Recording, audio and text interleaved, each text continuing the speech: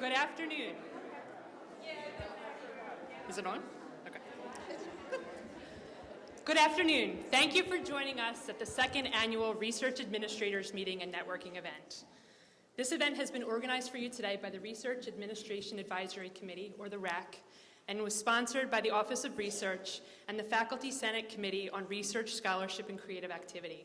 My name is Lauren May. I'm Director of Research Program Development at the College of Medicine, and I'm one of the RAAC co-chairs. I'm joined this afternoon by my fellow co-chair, Marie Fazio, Director of Research Operations and Faculty Support Services at the College of Computing and Informatics. We'd like to give you just a little bit of background about the RAAC. The RAAC was formerly the Research Operations Working Group, and it was developed in January 2015 under the leadership of Claire King and Moira McAndrews. The purpose of the RAAC is to bring together both the central administrative units and the academic units to try and tackle some of the most challenging research administration issues that we face in our jobs. New co-chairs were elected in August of last year. In October, we finalized our charter document, and in November, that document was endorsed by our sponsor, the Faculty Senate Committee, this is like one of those super long ones, Faculty Senate Committee on Research, Scholarship, and Creative Activity. So there are obviously a lot of names on this list. We're not going to go through everyone, but we definitely want to thank our RAAC membership, and we'd also like to give you an idea of how broad the representation is from across the university on our committee. Who do we have with us today? Both online and in this room, we have 115 research-related professionals from 17 units across the university. And the graphic here gives you an idea of that representation. So the size of each box corresponds to the attendees from each particular unit. Unfortunately, due to a scheduling conflict, our Senior Vice Provost for Research is unable to be with us in person today. However, he pre-recorded a talk that we're going to share with you in just a moment. We ask that in the interest of time, you jot down any questions that you may have and either email them to him using the address he provides or direct them to one of his team members during their respective talks that will follow his. And if you look on the back of your agenda, you'll see in order the speakers for today. Also, just a quick plug. The Office of Research would like to sponsor 2 department administrators who are not part of the Research Administration Advisory Committee to attend one of 2 programs at the SRA International Research Learning Institute in Philadelphia next month. One program is the Grants, Contracts, and Subagreements, and the other is Post-Award Administration. So at the back table, you'll see a fishbowl, and there's a place where you can enter your information, drop it into the fishbowl, and at the end of this event, we'll draw 2 names from the bowl, and those 2 individuals can attend that meeting next month.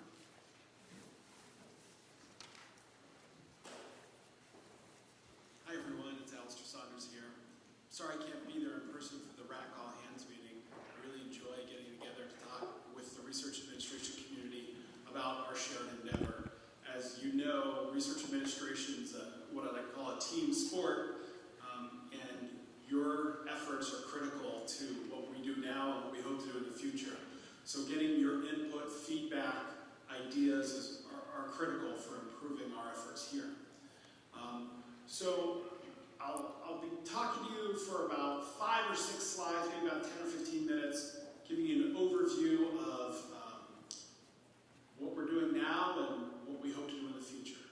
So if you have any questions at the end of my presentation, my colleagues that are attending the meeting from the Office of Research can answer questions. And don't hesitate to reach out to me by email or by phone. I'm always happy to answer questions. So here we go. So briefly today I'll be talking about what we do in the Office of Research. Just give you a quick overview of our organization and our strategic missions. We'll talk about research productivity, strategic goals, and our investments, as well as operational endeavors and our operational goals. So we have an excellent pre-award team that partners with PIs and research administrators throughout the university to submit grants. We collaborate with Research Accounting Services, who report to the comptroller to help set up grants, close out grants, manage them. We have research systems, COIUS, Banner, our clinical trial management system that we use to do reports to share with you.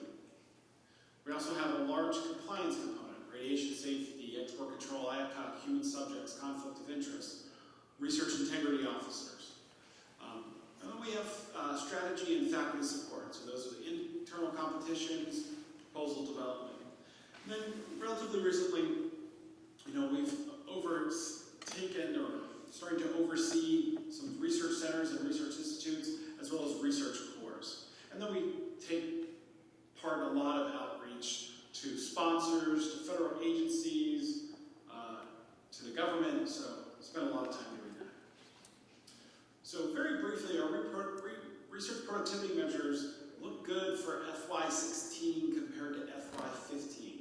So increased number of publications, small but significant increase in expenditures, larger increase in new awards, and a very large increase in submissions. And our intellectual property data, that is a very important kind of research productivity measure, is very, very strong. We're 49th in the world, and for universities, and that's just fabulous. So what are our strategic goals? So we have 4 major strategic goals, and the first one is probably the most important, is to increase individual faculty research productivity. And what we're doing to follow up on that goal is to provide support for improved grantsmanship and proposal development. We have a grant proposal team that we are standing up right now. That pilot project, we're testing this out, make sure it works before committing to the long term, is very, very good, and we've done some good things in the short amount of time we've been operating, and I'll talk more about that a little later.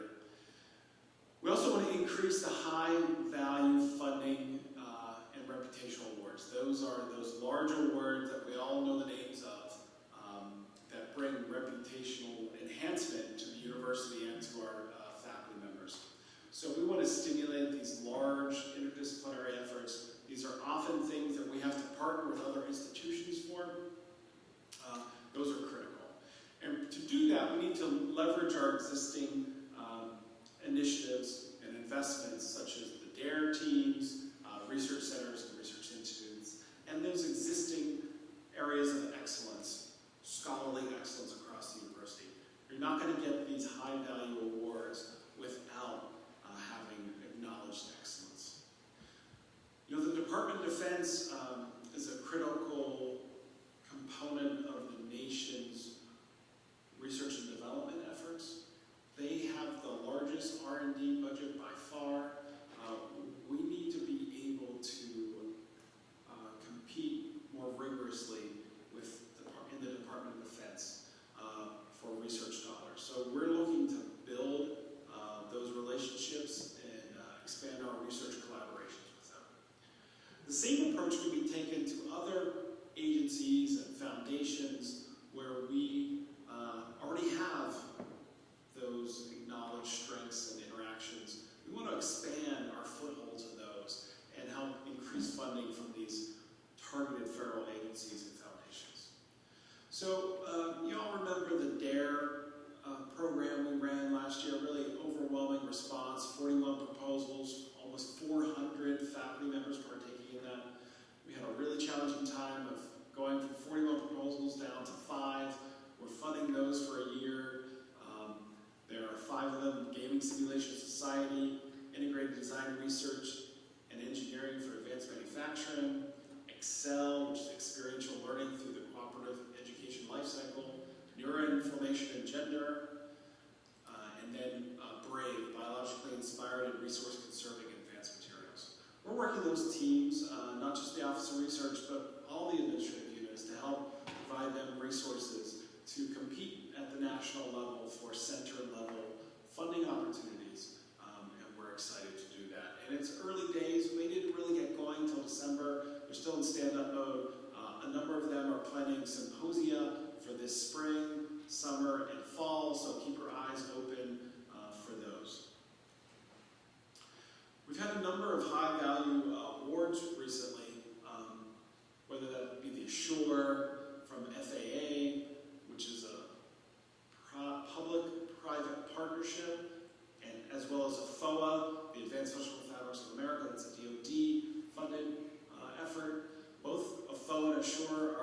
public-private partnerships. That's other universities, companies, partnering with the federal government. These are big, unwieldy grant proposals, but they can offer a lot of opportunities for our faculty. And what they are opportunities within opportunities. So you have to win the award first, but then once you've won, there's other levels of competitions within that. So there are lots of other competitions with only the winners get to compete for this, but you can see it's sort of a never-ending race to secure funding for this work. In addition, Dorset School of Public Health led a really fabulous urban health initiative grant, and that was awarded by the Wellcome Trust late 2016, and congratulations to them and their team. And also, University Community Partnerships, along with the Dorset School of Public Health and the School of Education, successfully competed for and awarded a Promised Neighborhood Grant, a $30 million grant from the Department of Education that leverages our relationship with the Philadelphia School District and Wordsworth Academy to help improve education within West Philadelphia.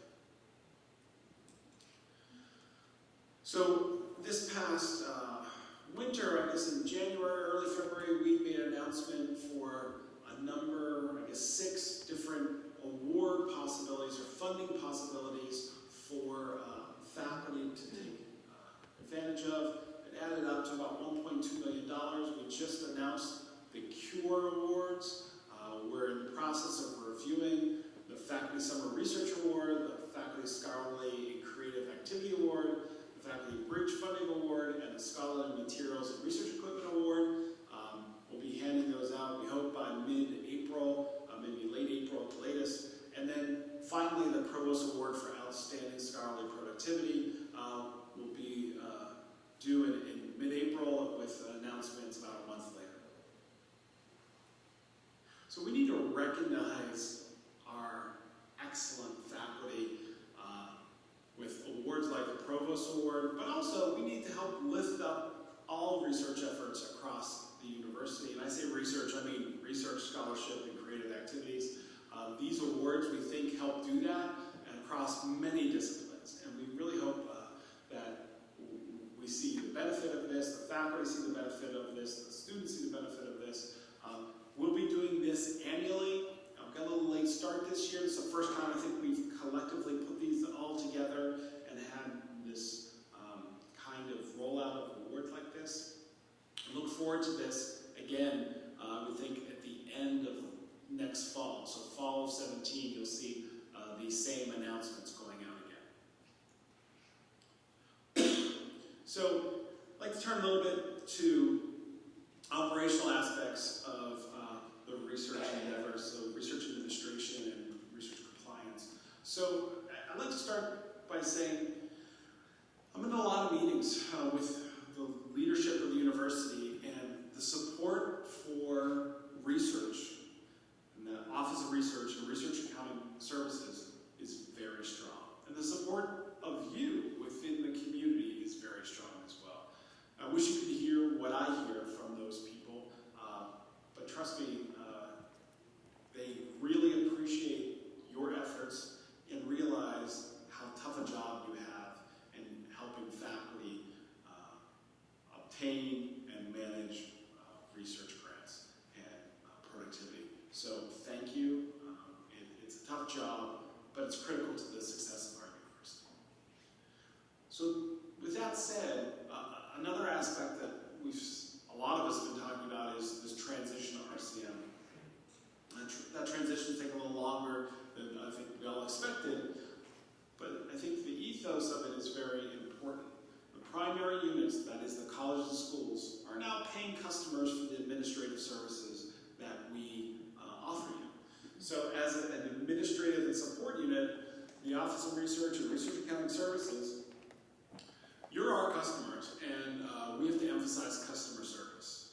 And so the timeliness of our responses, the tone of our responses is critical. We know we have work to do, but I can assure you that we're taking that customer service aspect very very seriously and putting a lot of effort into it. And it's a work in progress, but just know that the leadership is very aware of this RCM customer service centric approach. So I just want to go over a few things that I see as critical to our path forward. The first thing is engaging you. You, the research administration community, as well as research faculty.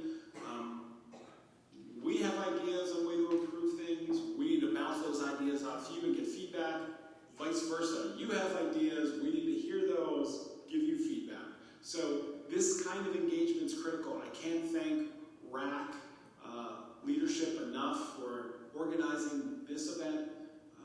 It's critical to what we want to do. As I said, we want to facilitate quality proposal development and submission. I mentioned earlier that we're running a pilot project. We're standing up a proposal development team. Currently that's 2 people. We hope to expand it by 1 in the coming months. We are testing this with centers and institutes and DARE teams. We're going after high dollar value and high reputational awards. These are complicated, large grants. So we've turned a few out so far, and it's been successful. So in collaborating with the Promise Neighborhood team, we helped write that grant and help get that grant awarded to us. In addition, we just submitted, that proposal development team just submitted about a $7 to $10 million award proposal to a FOA. We're hoping to hear back on that very soon. So we're excited about that. We're running a pilot project, as I said, so we're testing to see how it works. One aspect of this pilot project is to make sure that faculty are trained in the best practices of proposal development. And so with that in mind, we have hired consultants, Hanover Research, to help run a grants academy as well as a grants review and revise queue. We really partnered with the Associate Deans for Research to come up with a best approach to doing this, and we're in this together. So we're cost sharing this. The Office of Research is subsidizing about 75% of the costs, with colleges picking up the remaining 25%. We're focusing on early career faculty right now. So we're seeing how that goes. And in fact, in collaboration with the Dorrance High School of Public Health, we're running a pilot project, a case control. So we're going to be monitoring those faculty that went through this training and comparing them to faculty that didn't to see if the training has an effect.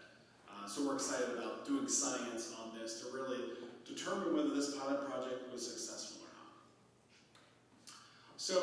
So much of what we're trying to do is reduce administrative burden associated with research.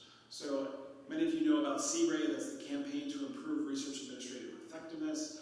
That was a campaign with 19 projects to address very specific findings. We are well into that. We've completed about 11 of those 19, 8 to come. When we cross those projects off the list and say they're complete, that our work is not yet done. We need a continuous improvement. Research regulations are always changing, processes, systems are always changing, so our efforts to improve will not stop when CRAA is completed. To do all these things, we need research administrative systems that work for us, like COIAS. Working again with the research community, RAAC, and research administrators and faculty across the university, we're investigating our replacement to COIAS. We're well into that. We're going to be putting together an RFP in the coming month or so, and we hope to have vendors in within the next few months to evaluate the different products.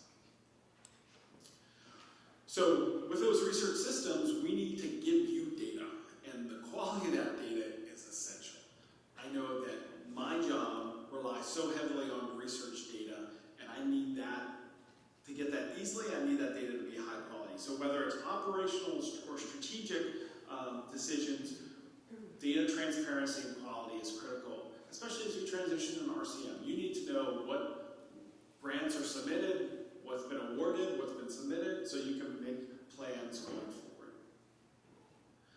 And as I said, the federal landscape is, it's challenging, I guess, right now. We're not really sure what's going on. The proposed federal budget's a big departure from what we've seen in the past. We don't really know what's going to happen.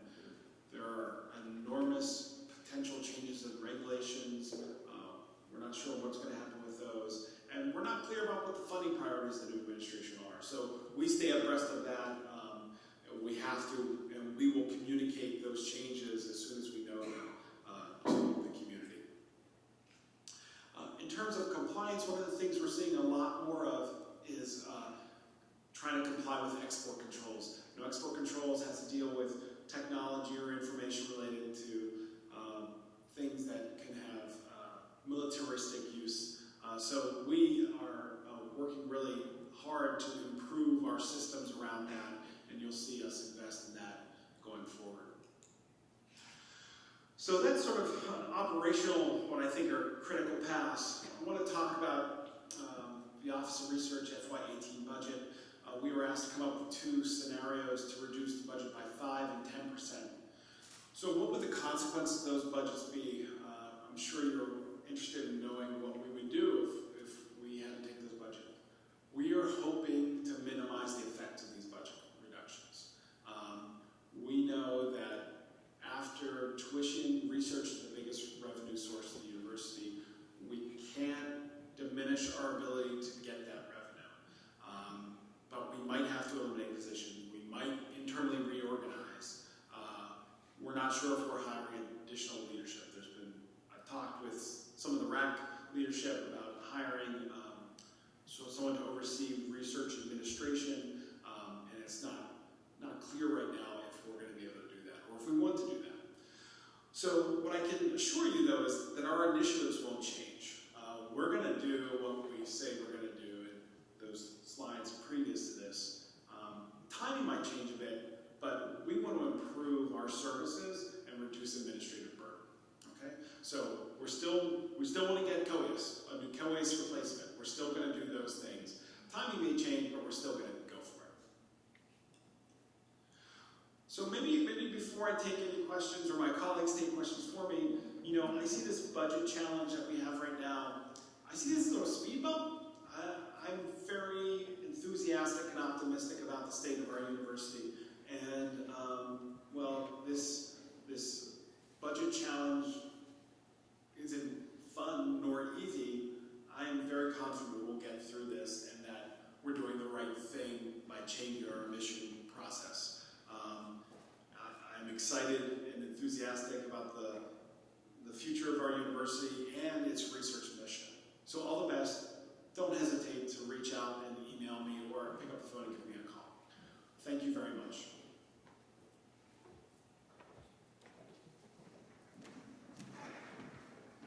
Thank you, Dr. Saunders. We're now going to transition to the portion of our event that highlights updates from the central units. When we reached out to each of our speakers about speaking today, we asked them all to work within the same general theme. What were your unit's accomplishments in 2016? What do you have in the works for 2017? And how can the research community work with you to help you achieve your goals? Each speaker has been asked to cover their content in about 7 minutes, and then there will be a 3-minute Q&A session after each one. So we ask that you'll hold your questions until the speakers finish speaking. If for some reason we're unable to get to your question, there is a networking reception at 4 o'clock, and we encourage you to talk to the speakers at that time. Our first speaker is Gwen Sheffer, Director of Research Strategic Planning in the Office of Research.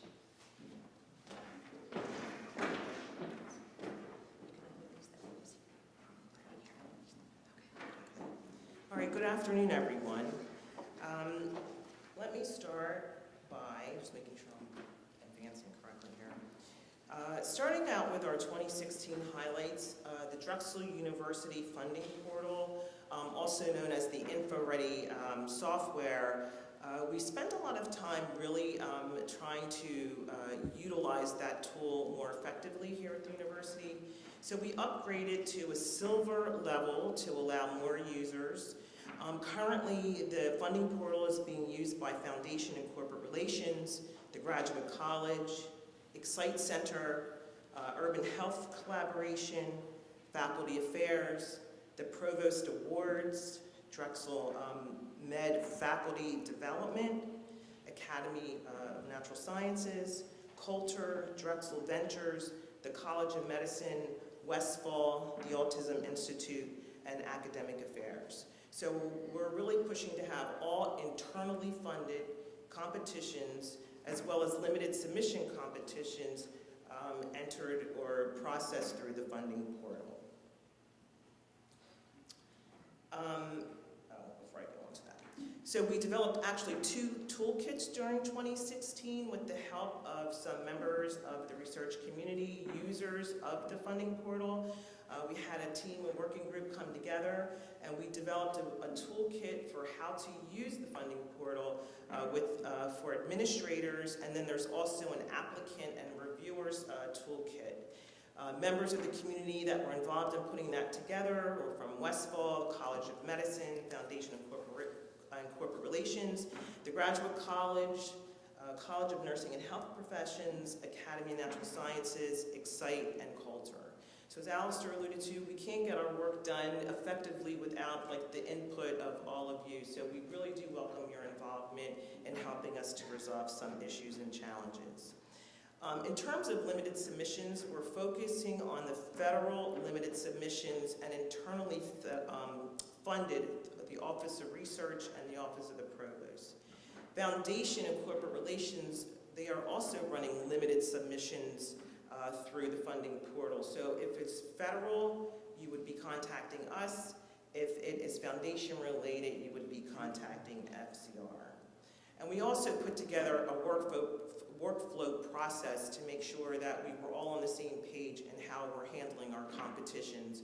And so as more colleges and schools get engaged in using the funding portal, we provide training for them as well.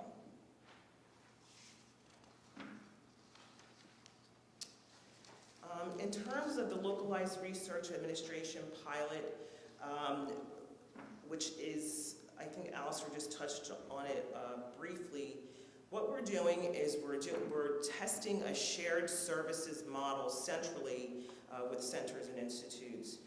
Recently, I think it was July of 2016, that 7 institutes became centrally reporting into the Office of Research. And so it's giving us an opportunity to really have a better understanding of how research centers are operating and what type of supports they need, both in terms of how do they run their small business while they're conducting their research. We're also providing support to the DARE teams. DARE was a new initiative instituted by the provost, and so really looking at the seed funding. They are not centers, but it's seed funding in hopes that they'll move towards becoming a center. So really it's a learning phase for us really to be in a little more in the weeds, so to speak, in terms of what their needs are.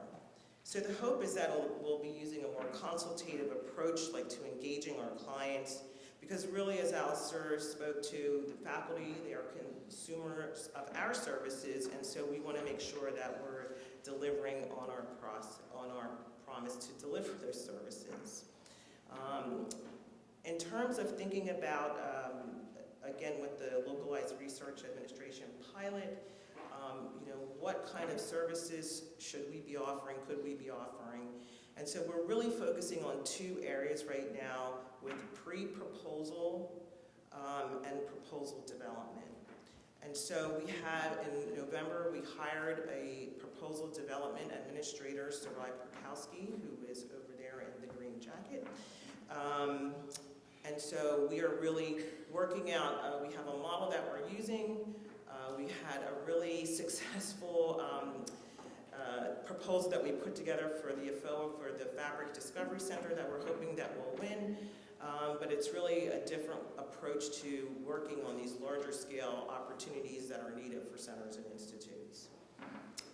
In terms of the Office of Research website redevelopment project, There was a lot, when I came to Drexel in 2015, I saw a lot of survey data, and there were a lot of complaints about the Office of Research website. So in 2016, we started that process of website redevelopment. And there's so much to putting together a website that I never really imagined that it would take this long. But we're really doing our homework, really working closely with web services to put together a website that's useful based on the user experience. Right now, when you look at the Office of Research website, it's set up like the org chart, but that's not really the context in terms of how information is used by the research community. So we've been working, actually spinning off of the work of the COEUS task force that's been working on the COEUS replacement project, looking at the business processes and seeing what makes sense. That project we hope will be completed by the end of June, and we have folks working diligently on that. Boy, that was fast. I'm getting the warning. The Hanover Research Proposal Development Services, Alistair actually talked a little bit about those services with the Grants Academy and the review and revision queues. The plans for 2017, we have actually solicited for peer reviewers, so we encourage your faculty to really get involved in becoming peer reviewers, because as we're running these internal competitions, we're really trying to utilize the knowledge and expertise of the community. I guess I need to wrap up. Anything major, again, working on some guidance with centers and institutes, with the assessment office of the provost. Again, we already talked about the website. So I'm really focused on those strategic goals that Alistair outlined for you. If you have ideas or things that you think we should be covering or looking at or things we need to know, please reach out by email, and I'll be here at the reception as well. Thank you. Thank you so much, Gwen. I think we have time for maybe one question. Any questions for Gwen?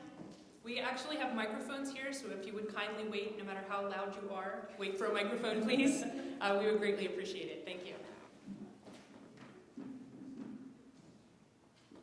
No questions? Okay. Thank you. Thank you so much. Thank you, Gwen. Our next presenters are Bob Sullivan, Assistant Director of Pre-Award, and Megan Van Horn, Assistant Director of Contracts.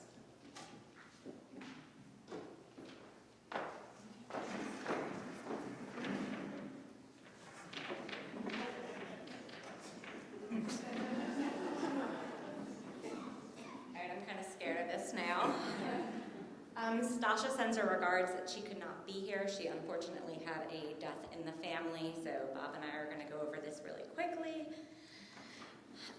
2006 highlights that we think from the pre-award team is that we increased the efficiency and streamlining of some of our processes. Pre-award has now taken over part of the award setup process by putting it into COEUS in order to automate certain things. They've also taken over subrecipient monitoring, implementing it and being managed by the team. And we actually changed our team setup to have the contracts team expanded in order to efficiently move forward with contract negotiations in a more timely manner. The other thing we think is the increased workload and productivity. We've increased our numbers substantially. We have 876 research contracts that were executed last year. 1,189 proposals were submitted. That's an 8% increase from the year before, including several high-value ones, and a 32% increase in dollar value of those contracts and grant submissions. Plans for 2017 is building on some of the things that Alistair talked about, is finding increased efficiencies in any processes. We're working with the ERA team for a COEUS replacement while we're trying to identify current processes that we can streamline in the interim. We're expanding the training library and identifying new delivery methods of material. We're going to create OR workshop content that you'll be able to go to career pathways. All those, what we call brown bag meetings, will be available online in the future. And we're trying to develop a handbook of standard operating procedures for our faculty and staff. So working together going forward with the research community, again, we want to try to identify more opportunities for improvement to streamline processes. One of the things that we're talking about is no longer requiring non-competing continuations to be done in COAS. I don't think anybody had any objections to that, so we're going to try to roll that out soon. And there is a discussion going on about budget revisions, if we really need those in COAS as well going forward. Another thing we'd like to talk to the research community about is IDC waivers. Some of the things that we look for when it's a non-standard IDC waiver, how can we standardize that process and make it easier so that the process can go quicker. And again, we want to work with PIs and departments to align all of our training and educational needs from the pre-award team to make sure we're meeting the needs that you guys might have. How am I doing on time? Good? All right, any questions for myself or Megan? Stretch? All right.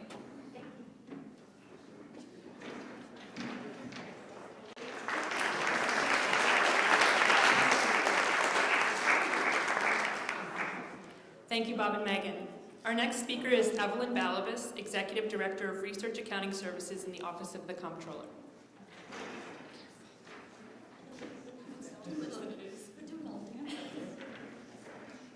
Good afternoon, everybody. Okay. This is the one I use, yes?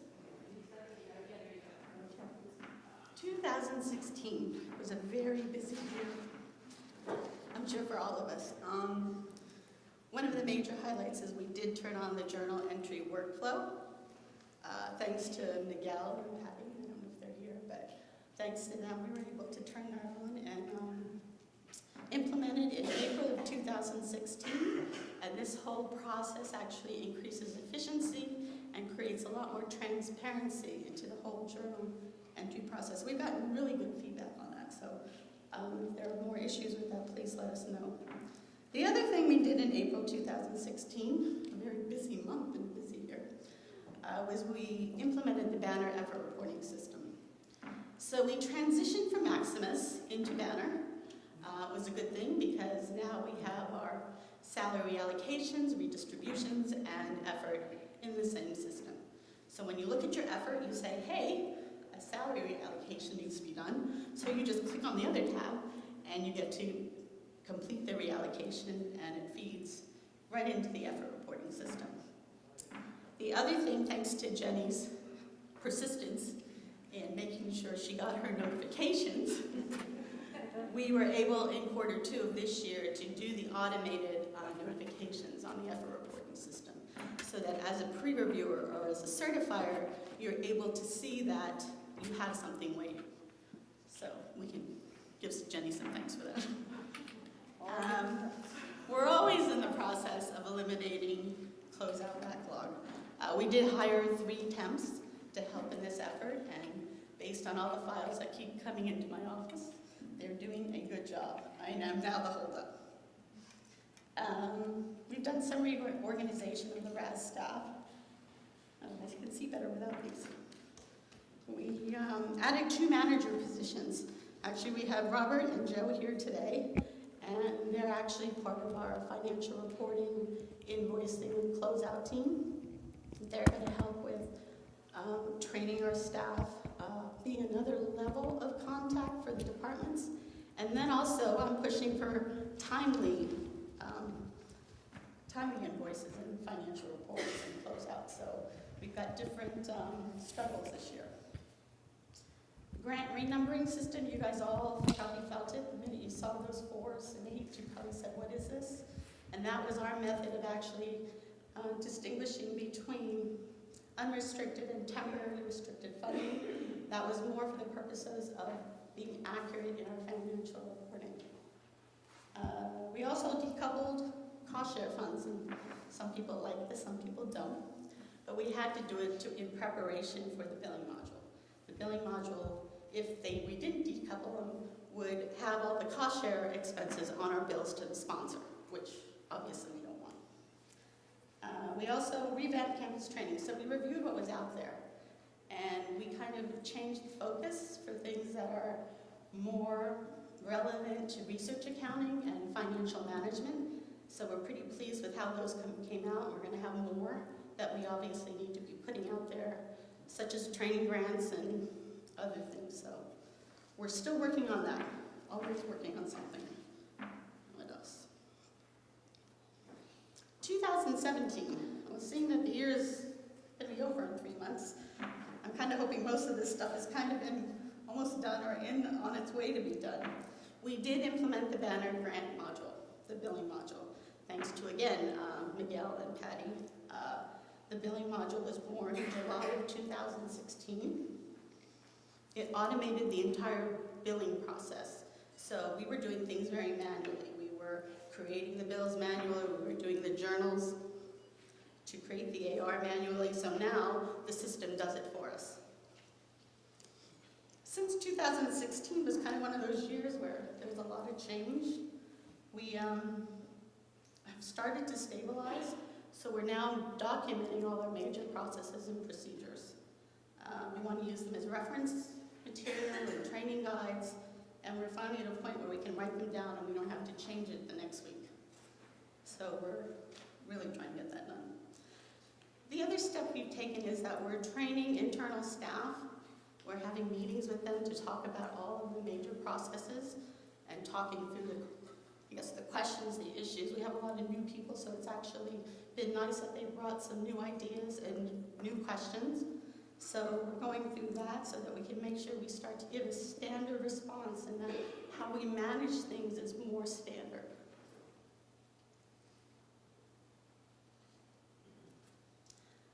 Completing all closeouts for fiscal year 16 and prior, that's a major challenge, but again, we've hired people. We hope we're going to meet that challenge, because if we do, we're actually going to be in a lot better place and working currently, and we won't have a lot of old cost transfers, which is constantly a finding on the audit reports. Portfolio reassignments, that was actually just completed last week. So probably within the next 2 weeks, you'll be getting the communication. We're putting it on our website. We'll be sending out notifications to say, hey, you now have someone you can contact. And with the manager level in there, you have different levels of contact. So we're taking the staff accounts and we're saying, hey, you're reporting up to a manager. So that's somebody that you can go to also. So you'll have the accountant, the manager, and any of the directors would also be able to help you. As most of you know, we completed, or in the process of completing, the clinical trial transition. So it actually should say $1 budget, sorry. Have I? So we're setting them up with $1 budget. Okay, 30 seconds. But I haven't said thank you, Mom. Okay, clinical trials, and the IDCs are now on expense. Facilities and administrative rate proposal takes the major components are the equipment inventory and the space inventory. Equipment inventory is from an outside entity. Delphin Phelps is actually handling that. And for most of you who are involved in the space inventory, you would have attended training last week. So that's actually in line. Okay, one more slide. How can you help us help you? Expenses on ledger. If you go to any of my trainings, you hear this all the time.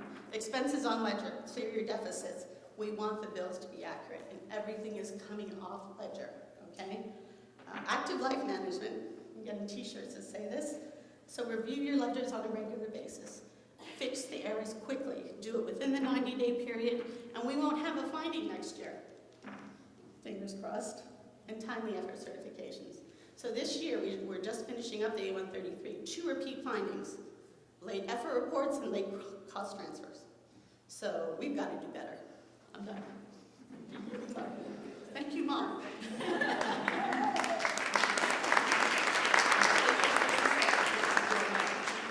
Thank you so much, Evelyn. Any questions for Evelyn? Okay, we have at least 2. Okay. Evelyn, along the lines of us helping you to help us, could we potentially have a report of all of the old grants that still do need to be closed out? So then that way we can start from ourselves getting everything together so that we can then be in a good position to work together to finalize everything. There actually is a peer report. I run it, that's how I know it has to be done. Okay. These are closed grants. I'm not sure if it's in your community folder, but I'll check. That would be really But helpful. it is when I run periodically to say, hey, here's everything, guys, get going. So, yeah. That would be fantastic if we could have it Okay. loaded to the research community folder. Okay. Thank you. Mhm. Hi.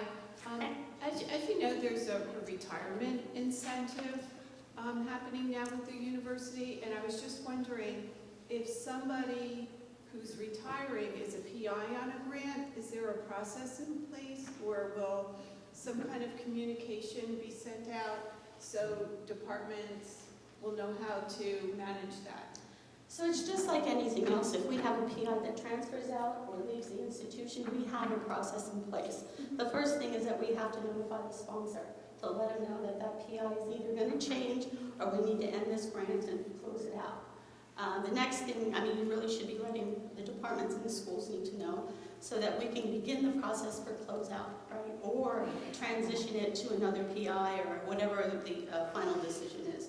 But it is the same idea as when someone leaves the institution or, I guess retires. I do think that a lot of times it's pretty rare that people leave the institution, especially in my department or my college, when they're on a grant.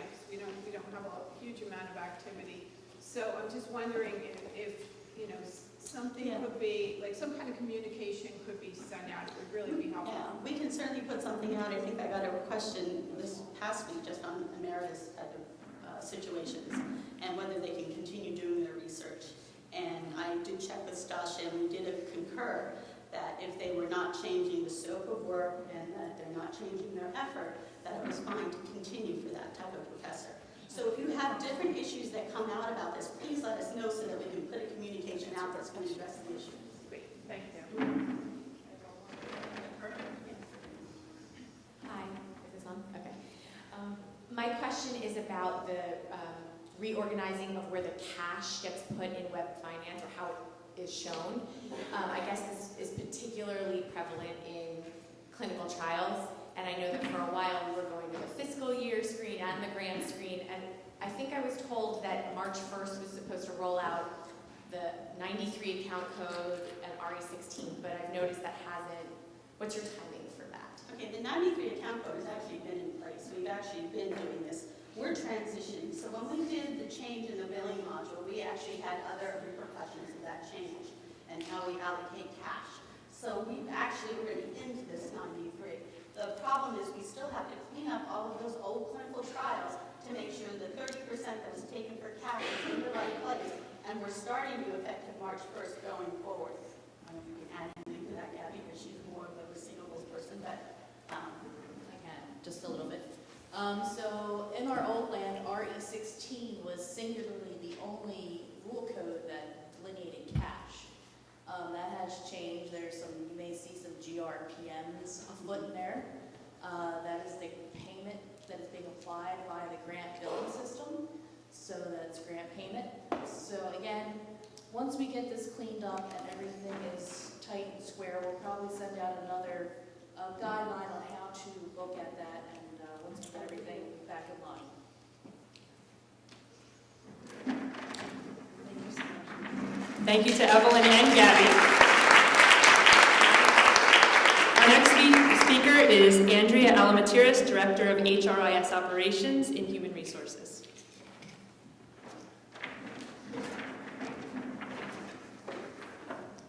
Good afternoon. So I have a side bet going with Megan and Bob over who could get through this the fastest. So I hope all of you support me in this endeavor, that I can get through faster than they will.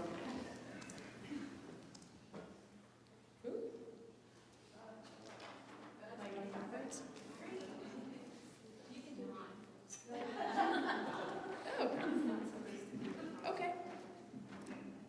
I can just talk. No, because I don't know where. No. And I'm done. Oh my gosh, they were here.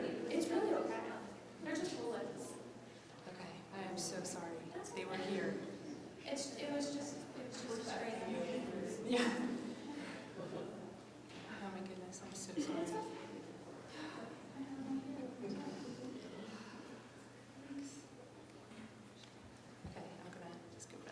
so sorry. That's Okay. This does not count, Bob Sullivan. Okay, I'm sorry. Okay, so you don't have anything to stare at behind me. Normally when this happens, I just put up pictures of my kids and that distracts you from whatever it is I have to say. But some of the highlights in HRIS for 2016. So one of the things we did was that we revamped how we were handling position budgeting. So one of the things that we were doing previously for each position number, which all of you occupy one position number, that's your budgeted placeholder at the university.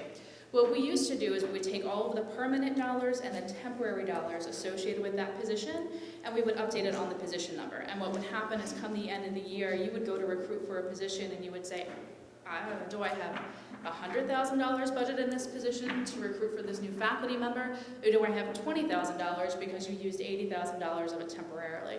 So now what we're doing is on each individual position, it's just the permanent budget that's sitting out there. This also helps with the modifications that we made, and I say we loosely, it was really all IT, made with web budget last year, and moving to be able to support the RCM within our own in-house homegrown tool. So one of the things that we rolled out in the fall of 2016 was web salary modifications, which I think that really impacts most of the people in this room, probably the most out of everything that we accomplished over the past year. So I guess it was around October, we released a number of different enhancements. One of the things in all the screens and web salaries, we removed the requirement for a fund number. So now what you can do is you can go in and enter your org number, 6201, with no fund numbers, and you can pull back all the activity and for any fund associated with that org number. We also added within the fiscal position summary the current incumbent's name and ID and their annual salary for anyone that you have access to. And what I mean by that is you would need to have access to them on your roster in order for their salary to display. So if you were to give me a $1,000 administrative supplemental pay for some awesome work that I did for you, you would not be able to see my annual salary there because I do not belong to your area, but you would be able to see that year-to-date activity of that $1,000 charged. The rep salary roster was streamlined, and that now displays just the individual's annual salary instead of breaking it out by the funding source. So instead of having a column for the clinical practice groups, which actually only impacted a very small amount of the population, but the clinical practice groups, unrestricted, restricted, etc., you just see the annual salary listed there. The two big hitters for this group within the web salary modifications is the fiscal detail display. We added in the ability for you to search for somebody by ID number. What you would have to do previously, if I was charged over 15 different funds over the course of the year, you would A, have to have access to all of those funds in order to see the activity, and B, query each of those funds directly. So now what you're able to do, if you have access to my PAF and web salary, you can enter my ID number in and it'll pull back every place that I charged in that fiscal year.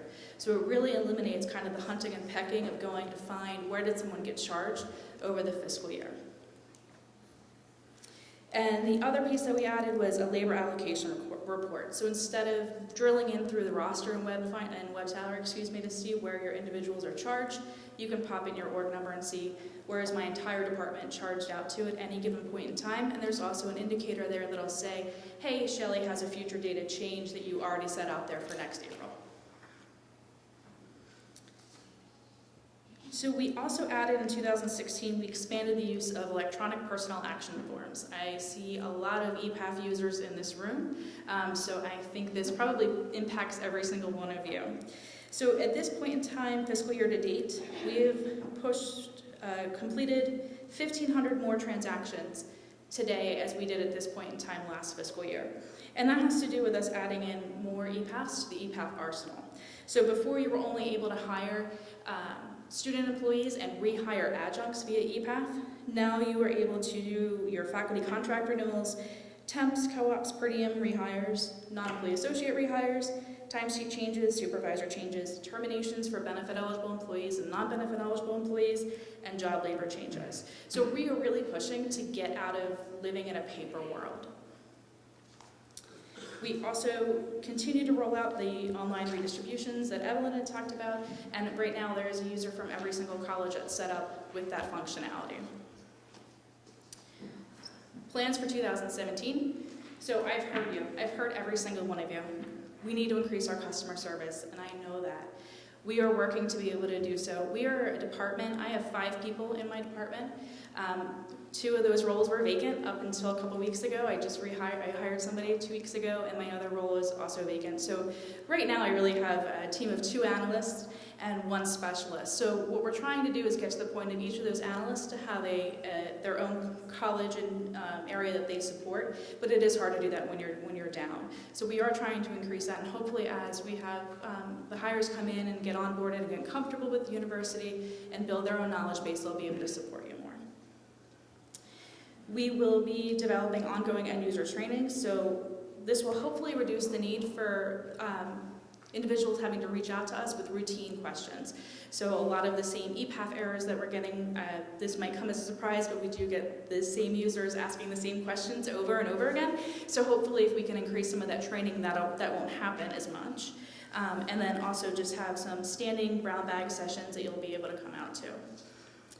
The big thing, which if I had my slide, you would see it's listed 3 times. If you could look in Career Pathway, I have basically 1 goal, and that is to get rid of paper.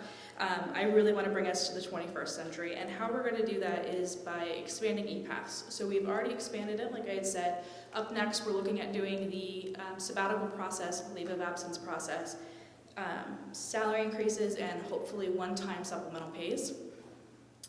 We've already implemented Tracker I-9, which I think Mario has come out. I think he drug me around to a couple presentations as well, which is the electronic I-9 process.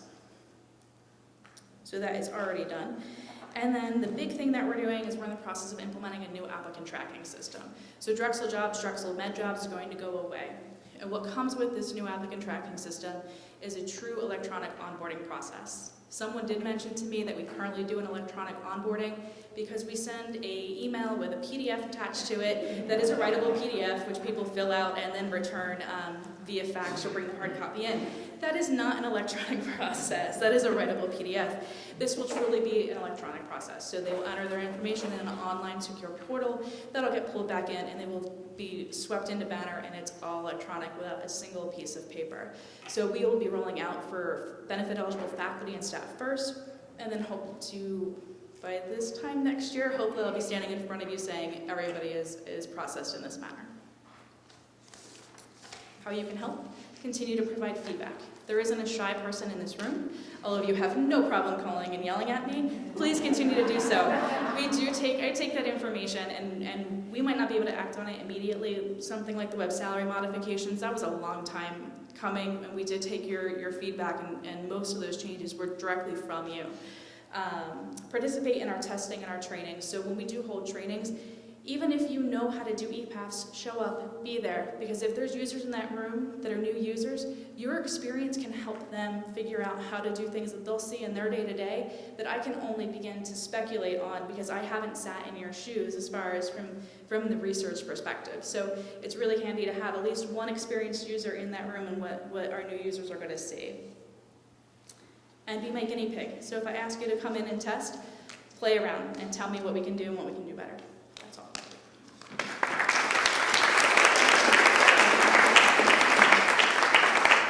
Thank you, Andrea. Do we have any questions?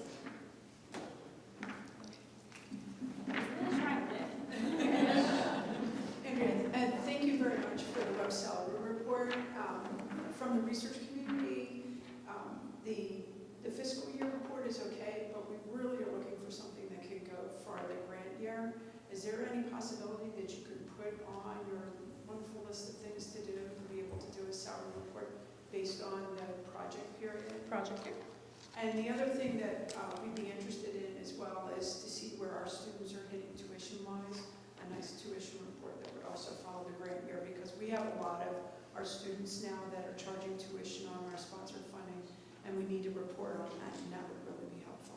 So I do think there's a report that's available for the tuition component within Hyperion, but I'm not sure what period that follows. I think it follows an academic year, not a grant period. Right, I actually work with Franny, and I make special requests, and she dumps them for me, but that's nice that she does it, but it should be something that's made available to the whole community.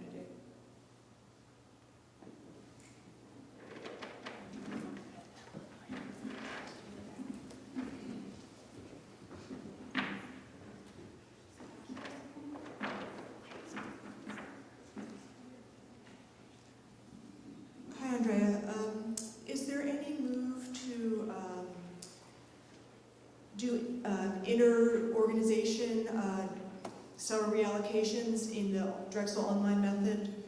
Right now, we have, for any interdepartmental grant effort, we have to submit a paper form, and it would be great if we could do everything electronically. I mean, because the permission is there and you don't get to see the person's sort of overall salary, you'd think that could possibly be wanted to do.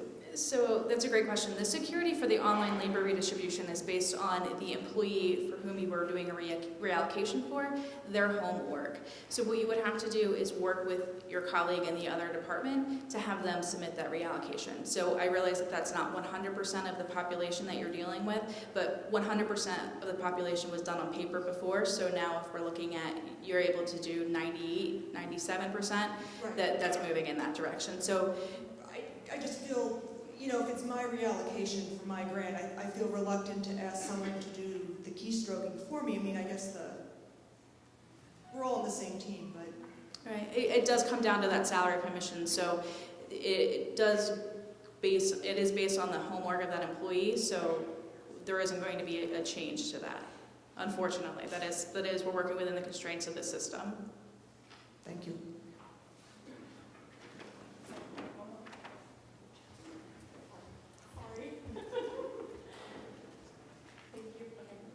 I lost. The salary reallocation module, does that, I can't tell if it's just, I have to keep emailing my people to approve, or if they're not standardized emails that get sent when the next level's ready. So the system itself does not come with any notifications within it. So everything that's there, including what was done for the effort certification, is something that's homegrown. We did switch before. It was a job that I was kicking off manually, and you're at the mercy of me remembering to kick it off manually. So we did just switch to having that. It's ran twice a week because we did not want to inundate the approvers with an email every single day saying go out and approve stuff. The email notifications are generic, so it just says you have something pending your approval, go do this. Kind of next steps with that is I would like to look to build that up and have it be a little bit more specific of you have something for just pending your approval, that type of information. But that is running on, I believe, Tuesday and Thursday morning, if memory serves me correctly. That's helpful, thank you.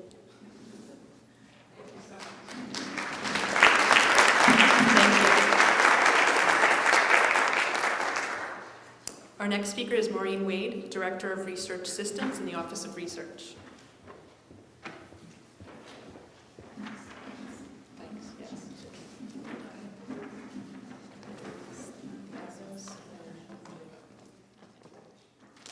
Hi everybody, we're about halfway through, so if you need to get up and stretch while I talk, that's fine. I'm going to talk about research systems. To the next slide. And so I listed here the major systems or the major projects that we had as far as automation goes. But what I really want to talk about is the process improvements. Because automating a process can be relatively easy. It's defining the process that is difficult. So when we look at processes, we're trying not to automate just what we actually are doing right now. We're trying to look at what we're doing and say, can we do this better? We're also looking at the types of data that we have been collecting, trying to define them, and collect the data that the researcher needs, but also the data that Alistair and everybody else needs to make strategic decisions. So there's a lot of different competing constituents there. So what I want to talk about with these three processes is that, for example, the IRB process, we started that. We went through a lot of work with the team, and then there was a change in leadership, and there was a re-examination of some of the processes, and some of those have changed. And so the protocols took a little bit longer than we planned, but it will be a much better process. None of these are done, system stuff is never done. It's a continuous improvement cycle. The award acceptance process came from a task force.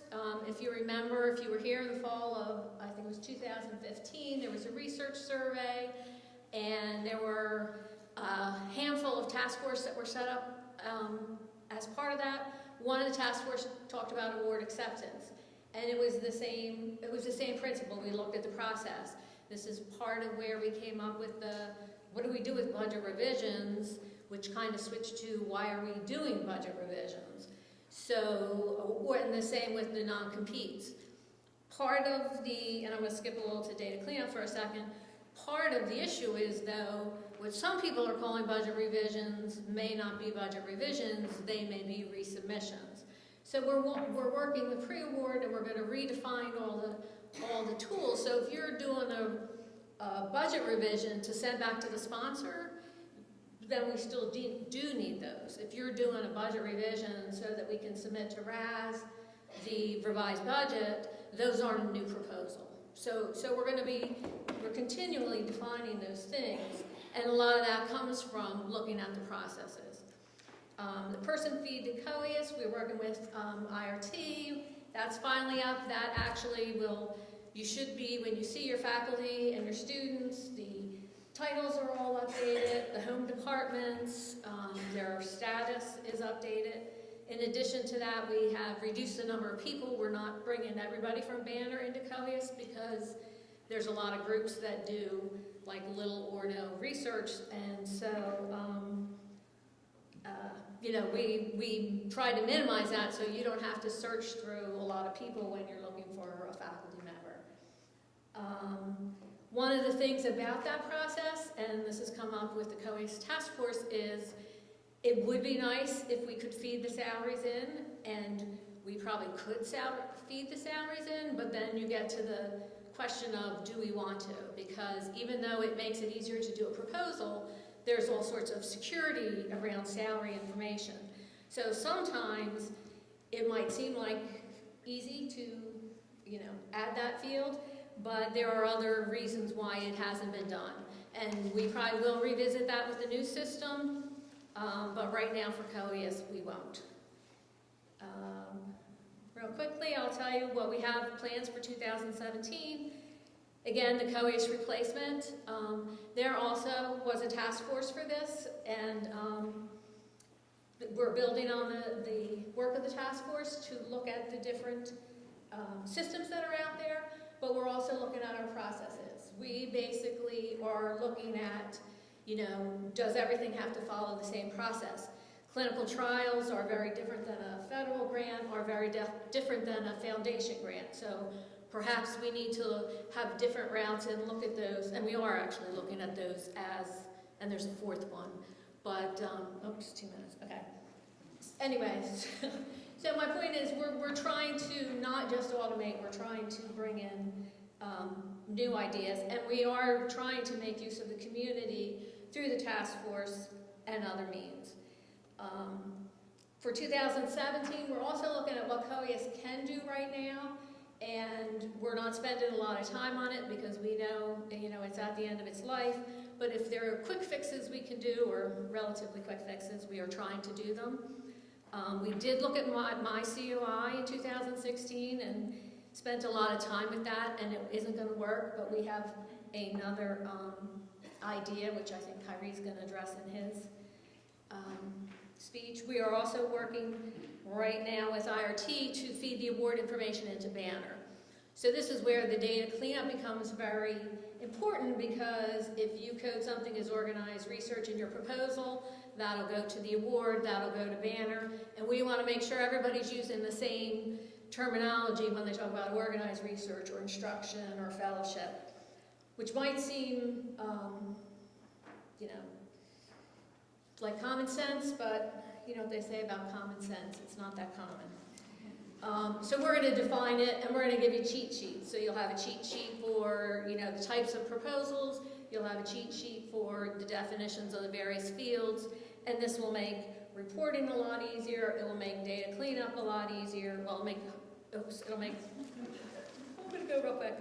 I'm going to go real quick to the last page, because this is the important thing that I tried to talk about all through this. Collaboration. In order to do this well, we really need to involve everybody. I think Andrea said it, like I'm not a researcher, I need you people to tell me what it is you need in a system, how we can reduce the administrative burden. So get involved with the task force. I know there's another one on administrative burden, there's one on training, There's a couple more that will be coming up soon, so we'll be sending out an email about that. RAAC has some discussion boards. And I just want to remind everybody, because the university is going through a lot of changes, and we are all a community, and so as we're going through this, there's a lot of competing competition for resources. So if you can, please be patient, please be respectful of your colleagues. We are hearing you, even if we don't do, even if we can't implement your suggestions right away, we are listening to them and we are doing what we can to do it. So,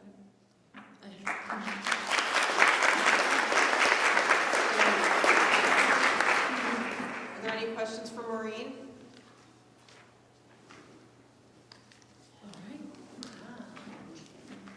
thank you.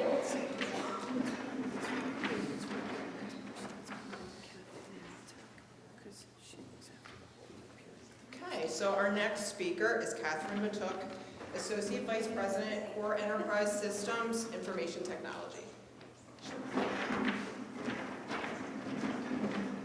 Hello, everybody.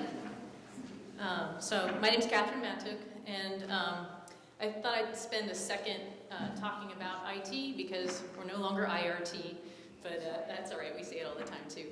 And I got a great joke about it. When we lose resources, why? We don't have any. So that's what the R stood for. So anyway, but we do have new leadership. We do have a new CIO, and we were basically organized the same, but I just wanted to touch base. I'm one component of 4. So there's also core technology infrastructure that's run by Ken Blackney. As he likes to say, the things you can kick. The servers and the network. I don't know if you can kick the network, but you can sure complain about it. And stuff like that. And then Mike Sherman does instructional technology and support, so he's with the works closely with the colleges and help desks and all that kind of fun stuff, and video, audio. His crew is definitely making this happen right now. And then Bill Mooney's a new addition that joined with Tom, and he's the deputy CIO and is trying to put together also a project management team, staff of 1. So, but we'll be working on process improvement to help facilitate implementations and stuff like that. My group, however, is Core Enterprise Systems, a little bit under reorganization, so I now have 3 groups. I had 3 groups, but different groups now. So database and system administrators, I have 5 of those that oversee Oracle, SQL Server, the learning management system, and our warehousing. So there's 5 DBAs, 1 person to oversee Learn, which is over 12 servers, and 1 person to oversee the warehouse initiative. That's it. Software developer engineers. So those are the folks that basically support, everyone thinks Banner, but I did a count since I put this slide together, and it's up to 169 products offered by a little bit more than 62 vendors. So we support upgrades, we extend, enhance, and we are also one of those vendors, so we develop as well to try to fit those niche needs that Drexel wants, but maybe a vendor doesn't want to develop just for Drexel. And then I've newly acquired the portal and web team, so that group supports Sitecore, supports the portal, Drexel One Mobile, so we work together. It's not like I don't know who they are, but we've worked together closely, but I've not been responsible for their products before. Who did I lose? Business Support Services. I was BB Daly in her group. Again, they all sit with me, so we work together closely. But she's reporting to Bill Mooney as we slowly try to rework that group and that model of an interface between the basement of IT, if you will, with your technical folks and the end users for project support. This is my pretty picture to give you a visualization of kind of the complexities of the system. I need to add some more bubbles, like I said. But I put Banner in the middle because it's, for the most part, our system of record, but it feeds a ton of stuff, both on-site and in the cloud. So I like my bubble picture. Highlights, I didn't specify particular research because I don't support just particular research. So I just wanted to give you a sense of everything we do support. So I broke it into 3 categories: upgrades, projects, and daily operations. We had 129 upgrades in the fiscal year 2016, or sorry, this was whatever you call it, calendar year. So in enterprise and student and online were probably some of our biggest stuff. It's not much bigger here than what I printed, so. But anyway, but we also, a big thing last year was Oracle, so all those many Oracle systems were upgraded to 12C, so we had, that was end of life, so we had to do that. We get stuck with a lot of stuff we have to do regardless of what we want to do. Banner, of course, had a ton of upgrades, and a myriad of other things. Projects, so now what's a project? That's stuff that either is very complicated because it involves a bunch of groups coordinating together, or is a big time sink, or is politically motivated. By, you know, like I gotta make sure some higher up in the university's happy, so I make it a project. And I'm the one that classifies all these in the absence of a project management team. So there's 135 projects. You've heard about a lot of them, so effort reporting was one that I wanted to call out. The Oracle upgrade, web budget to remodel that for RCM was a big thing. The Chart-O, bringing in Duo, we had to do a lot of stuff for that. And it didn't have a high IT technical impact, but we also rolled out Ask Drexel for HR, so I don't know if, I meant to ask you if that played a role in maybe self-serving repeated questions, so we can look to that tool to help employees if they're having issues. And then operational, that's all just the junk that happens every day. Reset passwords, I messed up this data entry, something's not working, can you look into it? 1,354 tickets that were resolved. These were all resolved things, not things that were continuous. 2017, we have almost 100 upgrades and projects in progress, but the big ticket items that I wanted to point out, which you've heard a lot, COIAS replacement, so I'm involved on the review process, and then hopefully we'll participate in the RFP and looking at the technical components and making sure that hopefully we can support that and align a product to your business needs. New web financials look and feel. So as we're enhancing the existing technology and offerings, we are rewriting the whole application in Java, so it'll run better and look better and eventually have even more feature sets. So hopefully web finance, web salary will be rolled out this year, and I'll be involving hopefully folks in some testing. Banner XE registration doesn't impact you all, but it's a huge deal. Banner is moving to a new technology stack. I gotta talk even faster. This is one of the first things. Banner transformation's the next thing. IMB will be going away as you know it, hopefully to be replaced by something a little nicer by the end of the year. But it's going to be on a platform that will be supported by the vendors behind the scenes. Knowledge migration, so if you do document management, we'll be migrating actually 2018 to a new product. Perceptive content, new reporting tool, we're working on it. I have a staff of no one, and so I'm trying to pull people off of this to understand a very big implementation. Portal upgrade's going to happen, and Sitecore upgrade will be happening, so those are those other 2 areas.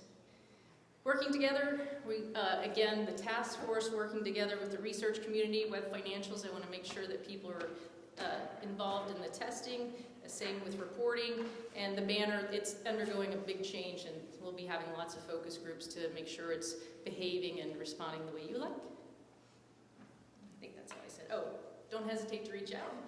And we want to promote and enhance collaboration. Don't hesitate to reach out to me. I try to participate on a lot of different things. We're trying to develop out a PMO. And if you ever have any questions, don't hesitate to holler. But I think I didn't put my email on this, so ha. Yeah. Thank you. Does anybody have any questions for Catherine? You escaped. Thank you.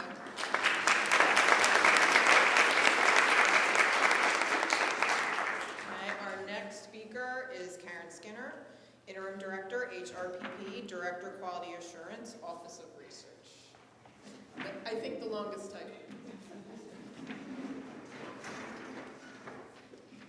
Thank you, Maria, and be kind.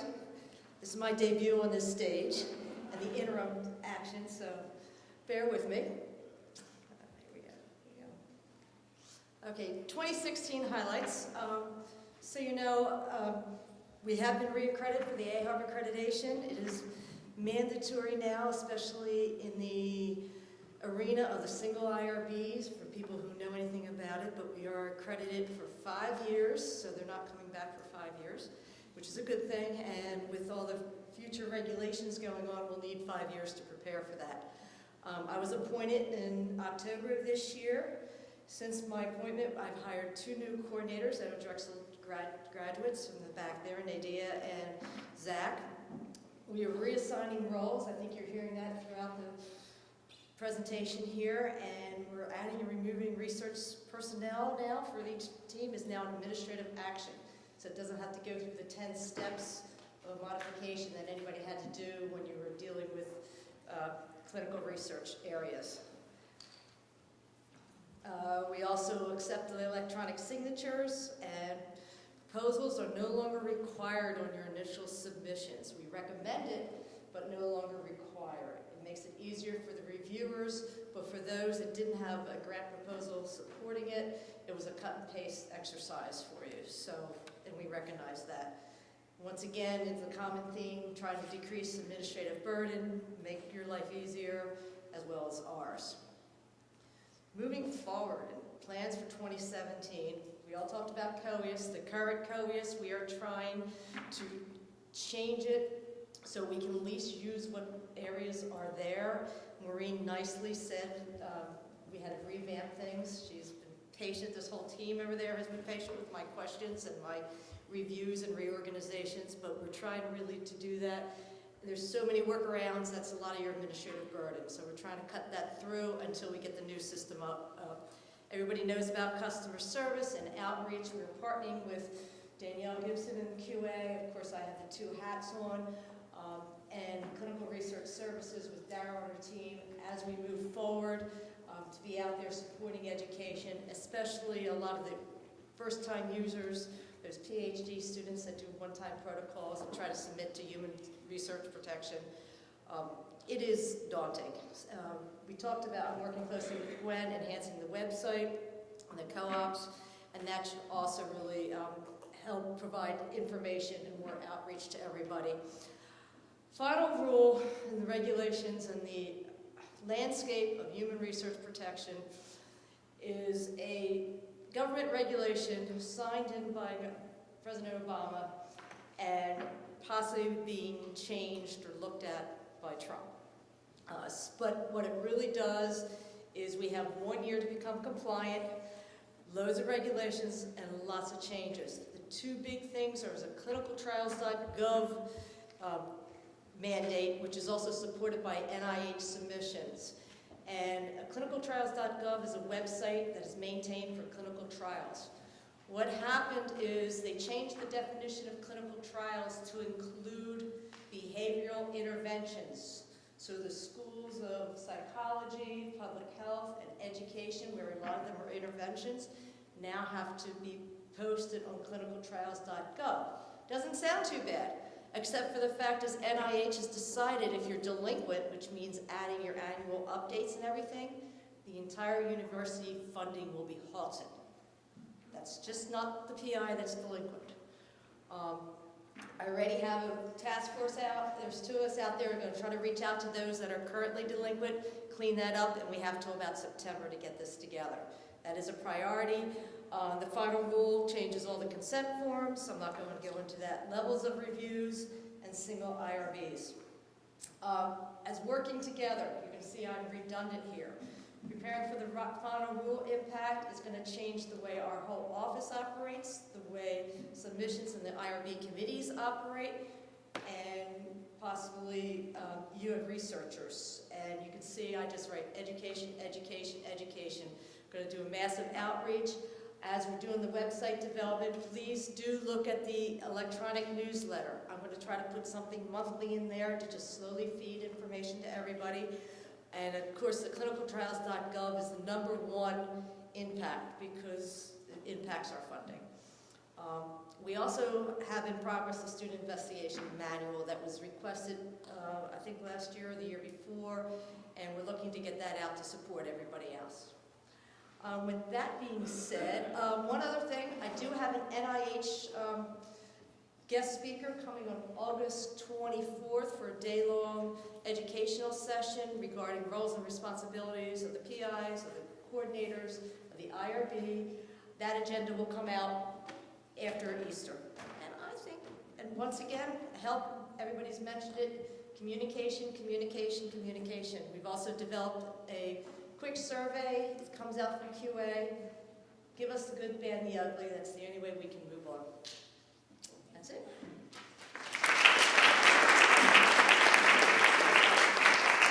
Are there any questions for Karen? Yes, Georgianne.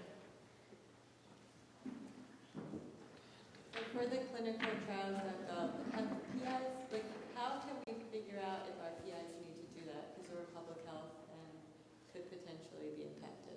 If you email us, we'll work with you. I think right now it's going to be the easiest thing to do. And it's only going to be starting with proposals that have been approved since January 18th this year.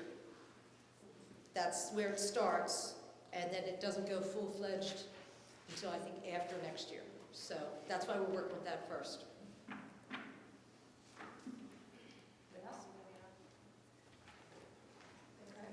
And I purposely didn't put my email on. Thank you. Our next speaker is Kyrie Williams, Executive Director of Research Operations and Compliance, Office of Research.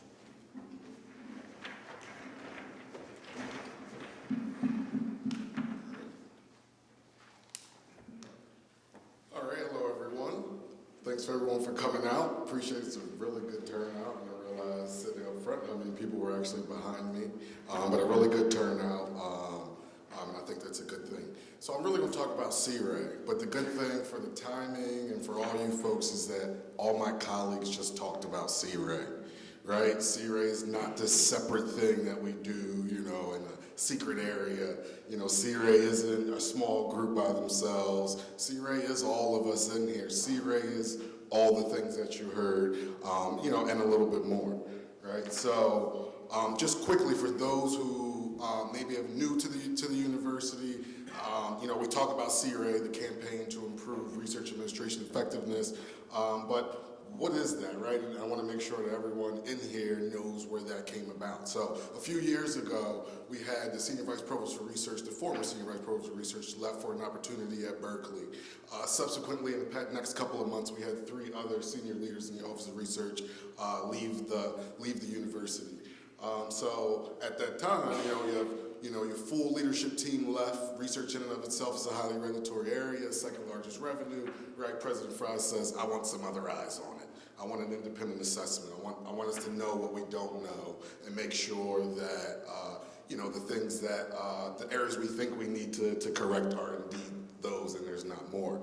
So PwC came in, right? They met with some of you. They met with us. Right, they met internally, externally of the Office of Research to really get a full picture across many different perspectives. And what they came back with was a report with 50 findings, right? So definitely the right call in terms of actually having that done. So those 50 findings, right? So President Fry says, Allison, what are you going to do? Right, so then he and Patty Russo, right, we gathered a team together and really developed plans to start to address these actions. Right, not an easy thing to do while you still have to address everyday business. You know, one phrase we like to use is, you know, we're kind of fixing a car while we're driving it, right? So we took those 50 findings, we then made 19 projects, right, the CRAAC 19. And from that, we just consolidated a lot of areas that made sense. But it was action owners, right, across the Office of Research leading those different units, and many times that we also then reach out to you guys. Right, so there's the 19, and I won't go through in detail, but the next slide is, you know, what, you know, is actually what you really just heard, right? So, sorry.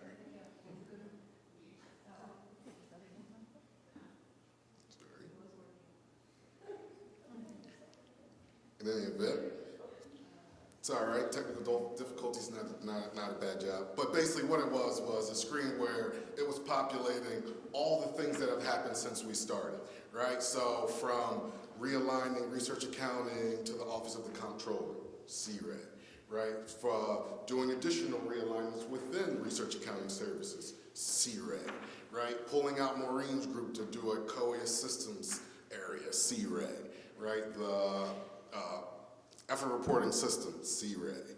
The F&A rate that's going on now, C-RAD, right?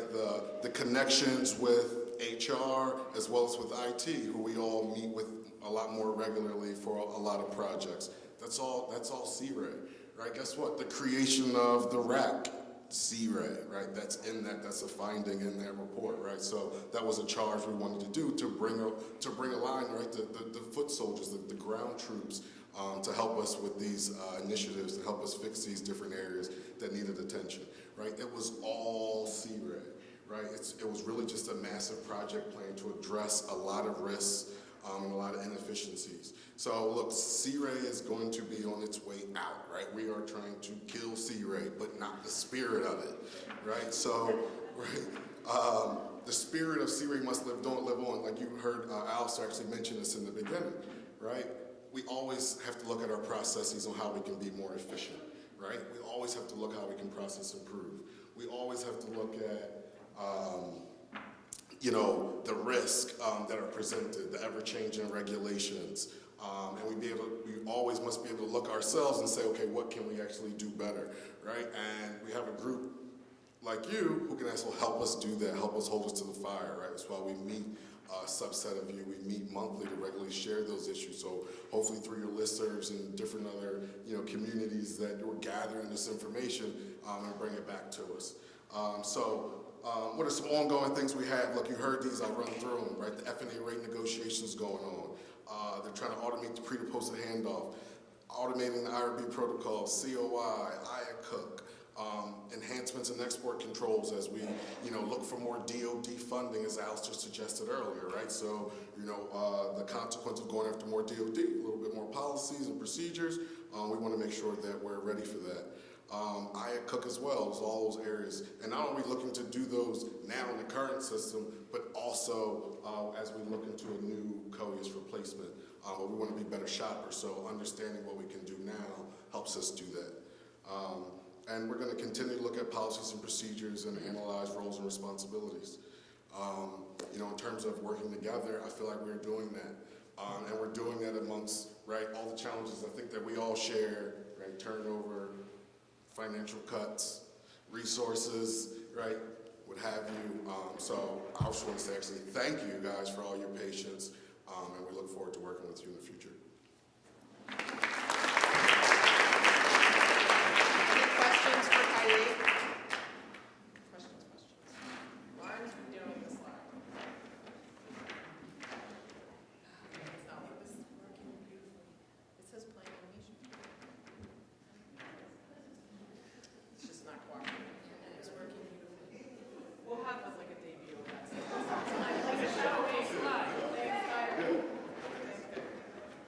Lauren, is this just going to go now? Oh, yes, it is. Wait, is it going? Oh. It's nothing's happening. All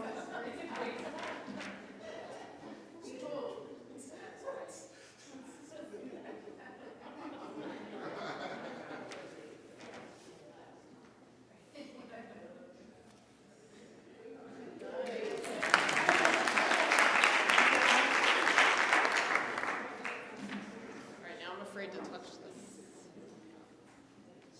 Is it just going? Okay. Very good. Okay, and last but not least, we'd like to welcome Beth Tenhave, Director of Library Academic Partnerships from the libraries.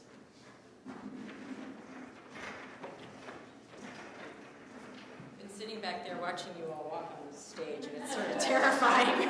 So, anyway, I know I am one of the few things that stand between you and the snacks. So, let's talk about libraries. The Drexel University Libraries considers themselves a partner to not only faculty, but to you all in the research process.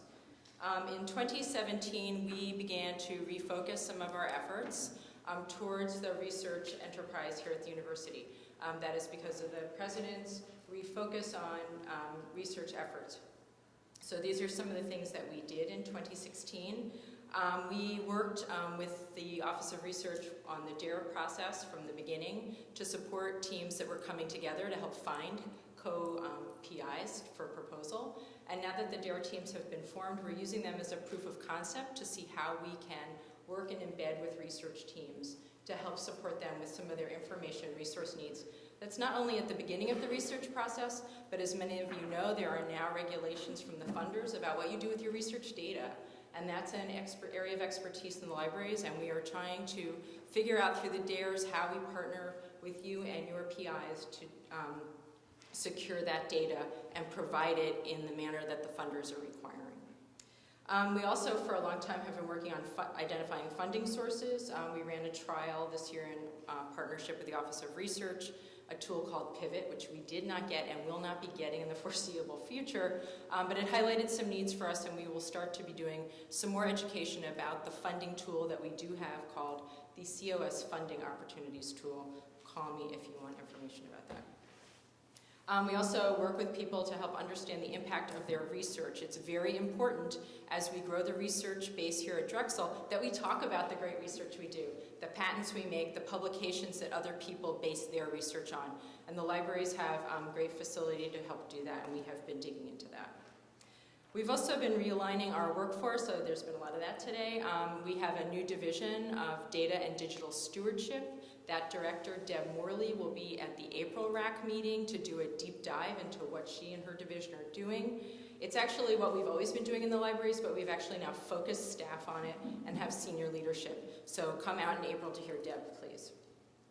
Also, many of you may not know that the libraries are a funded cost center. We have been doing some contract work for organizations here in Philadelphia. We did a big project with WHYY. We helped organize all of Terry Gross's transcripts and recordings. And if you want to talk about that later, we love talking about that. We've done some submissions with IMLS, which we hope will not be totally defunded by President Trump. And we have been doing some work with corporate services.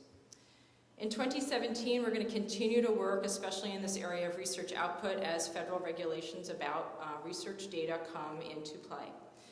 So this is everything from identifying funding sources. So if you need to save your research data, that's something that should go into your research budget, which is something that you need money for. So again, we're all back to helping you find research funding. The libraries have some expertise, and we are developing it through staff development on preparing data management plans, which are also a requirement for funding proposals for federal and now some foundation funders. We are identifying, again, research output through bibliometrics and some other tools, and we are providing some training and awareness. We've been participating in an RCR course, which is a required course for graduate students, on responsible conduct of research. We're trying to extend funding for research resources. We've talked a little today about some challenges in FY18 that we're going to have. They're going to hit the libraries too. So we're going to be really trying to work with you and your PIs about what is it you need, like what is not negotiable as we move forward to grow the institution in a challenging budget situation. We do want to partner early on in grants, especially when developing data management plans. It is not a great thing to get a call 24 hours before deadline saying, I got to do a plan and it's got to be good. So we've been working with Office of Research, looking at some data management plans that have been submitted, talking to our colleagues across library land and data management land about how we can do better.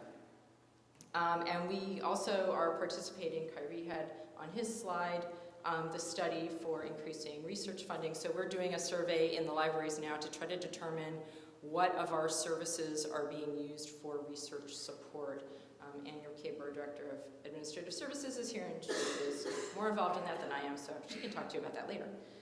How can we help you? What are your pain points? 2 minutes to talk about pain points. So we would like to help you grow this enterprise at Drexel. So we need to hear from you. What are your pain points? What are the pain points of your PIs? This is how we're broken up. Deb Morley, who does data and digital stewardship, research data management planning, institutional repository. She will be here in April to talk to you. I am the director of the liaison librarians. Those are the librarians who are embedded with your faculty and you should all know who your liaison librarian is. We have a new liaison for business. She started last week, so if you don't know who she is, that's why. Her name's Phoebe Dixon. Find me. And your Kava is here. She can talk to you for partnerships with libraries and grant submissions. And our Dean, Danuta Natetsky, is actually a faculty member in CCI, has participated in research here, funded research here at the university. Also happy to help. Done. Any questions?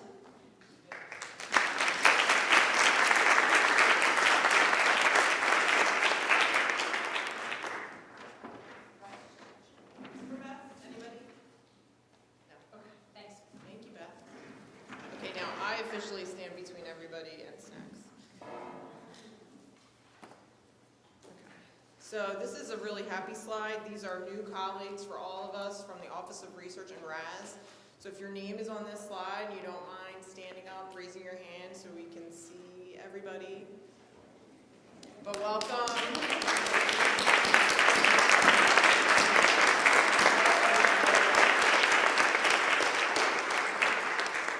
So we hope we'll get to meet everybody at the networking reception in a few minutes. Chad Morris did a fabulous job color coding name tags, so I think everybody in the Office of Research is blue. So thank you for that.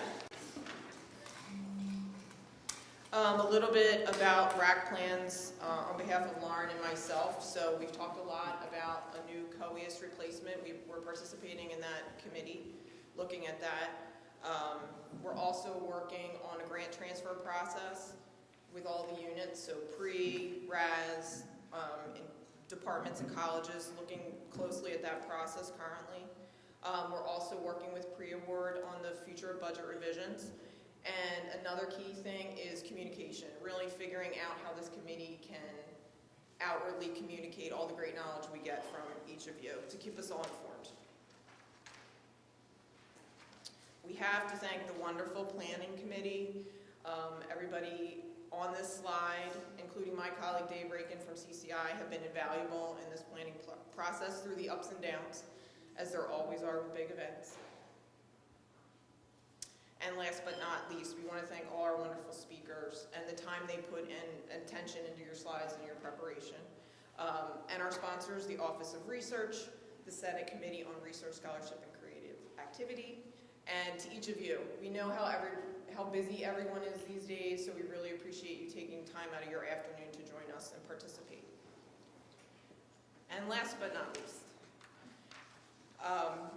the RAAC SharePoint site. And Lauren reminded me that this is accessible by anyone with a Drexel One login, so please check out the site. Also with your agenda is a hard copy evaluation. We'd be really happy if you fill that out and give us some feedback. And never hesitate to contact Lauren or myself with ideas, suggestions, anything. Thank you all.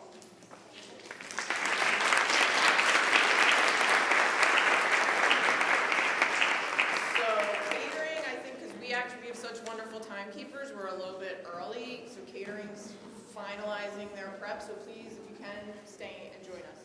Thank you again.